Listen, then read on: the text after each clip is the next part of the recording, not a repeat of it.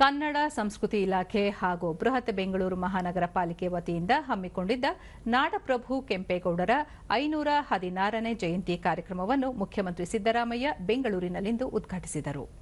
ಈ ವೇಳೆ ಉಪಮುಖ್ಯಮಂತ್ರಿ ಡಿಕೆ ಶಿವಕುಮಾರ್, ಸಚಿವರಾದ ಕೆಎಚ್ ಮುನಿಯಪ್ಪ, ಶಿವರಾಜ್ ತಂಗಡಗಿ, ಡಾ ಎಚ್ಸಿ ಮಹದೇವಪ್ಪ, ಆದಿಚುಂಚನಗಿರಿ ಮಠಾಧೀಶರಾದ ನಿರ್ಮಲಾನಂದನಾಥ ಸ್ವಾಮೀಜಿ, ಸುತ್ತೂರಿನ ಶಿವರಾತ್ರಿ ದೇಶಿಕೇಂದ್ರ ಸ್ವಾಮೀಜಿ ಸೇರಿದಂತೆ ಶಾಸಕರು ಮತ್ತಿತರರು ಉಪಸ್ಥಿತರಿದ್ದರು. ಇದೇ ಸಂದರ್ಭದಲ್ಲಿ ಹಲವು ಗಣ್ಯರನ್ನು ಸನ್ಮಾನಿಸಲಾಯಿತು.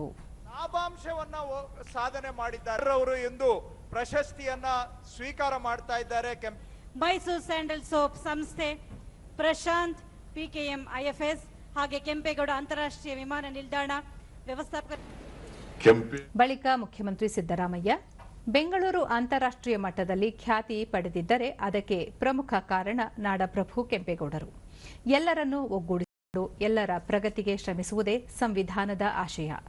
500 ವರ್ಷಗಳ ಹಿಂದೆಯೇ ಕೆಂಪೇಗೌಡರು ದೂರದೃಷ್ಟಿ ಹೊಂದಿದ್ದರಿಂದ ಬೆಂಗಳೂರು ಈ ಮಟ್ಟಕ್ಕೆ ಬೆಳೆಯಲು ಸಾಧ್ಯವಾಗಿದೆ ಎಂದು ತಿಳಿಸಿದರು.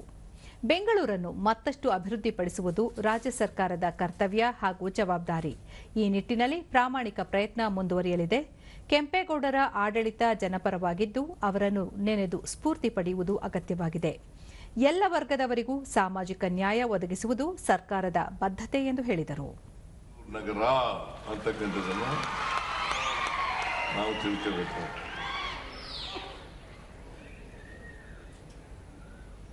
ಅವರ ಆಡಳಿತ ಎಲ್ಲ ಜನರನ್ನ ಒಳಗೊಳ್ಳತಕ್ಕಂಥ ಆಡಳಿತ ಇತ್ತು. ಅವರು ಒಕ್ಕಲಿಗ ಸಮಾಜದಲ್ಲಿ ಹುಟ್ಟಿದ್ರೂ ಕೂಡ